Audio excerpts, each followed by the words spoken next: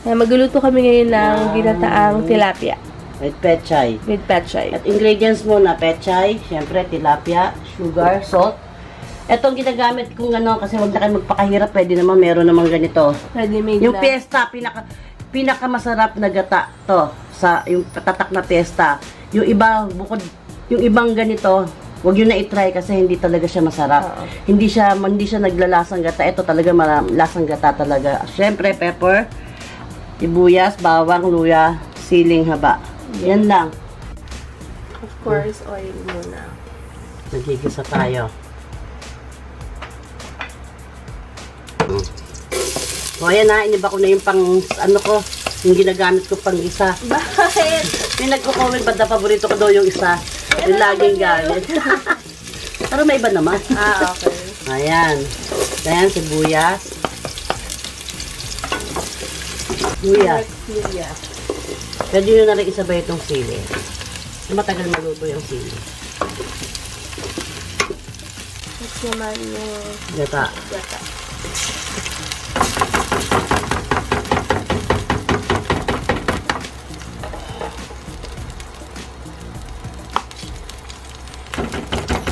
Yung tubig. Kahit mga kalahati nito siguro. Kahit isang bowl yan. Okay na yan. Si mama kasi tansyahan talaga siya. So, dalawang ganito, ito. Tsaka isang ganito. Isang ganun base. So, antay lang Wait, titimpla na natin yan. Okay. More on pepper. Pagkata, masarap. Wait.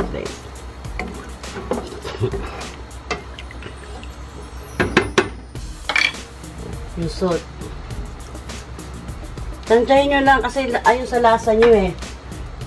Tapos, tataka kayo. Ako, naglalagay ako ng sugar sa gata.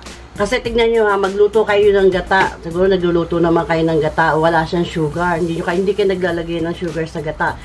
Dahil ang gata, pag nilagyan mo siya ng sugar, doon nagiging creamy siya. Lumalabas yung lasa ng gata eh. Basta i-try nyo. Sige, pagaliwa, nagtimpla na kayo ng gata. Tikman nyo ilagay nyo lahat ng ingredients. Tapos tikman nyo.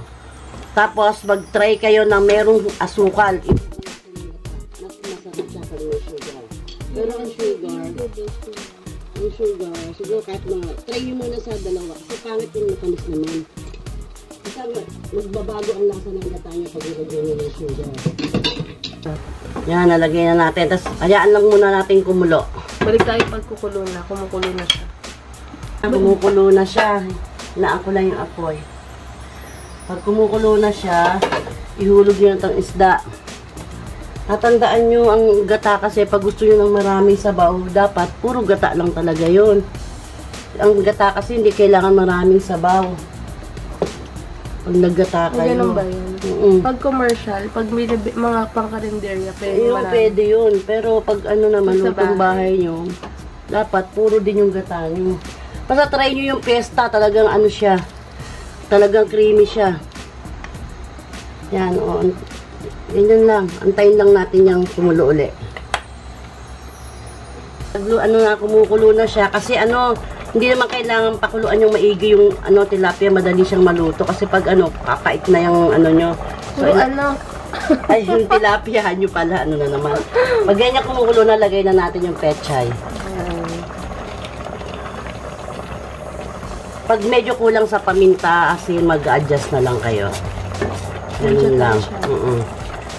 Yan lang siya. Tapos, tatakpan nyo na lang siya. Maya, pag isang na yan, papatayin na siya. Hindi kailangan lutuin maigi yung pechay. Okay. Isang kulo. Okay. Pag maluto na yung pechay. Kahit di mo na i-ganon? Hindi na mamano yan kasi mainit yan. Natutunaw na yan. Maya, paalikin yung Philippines product.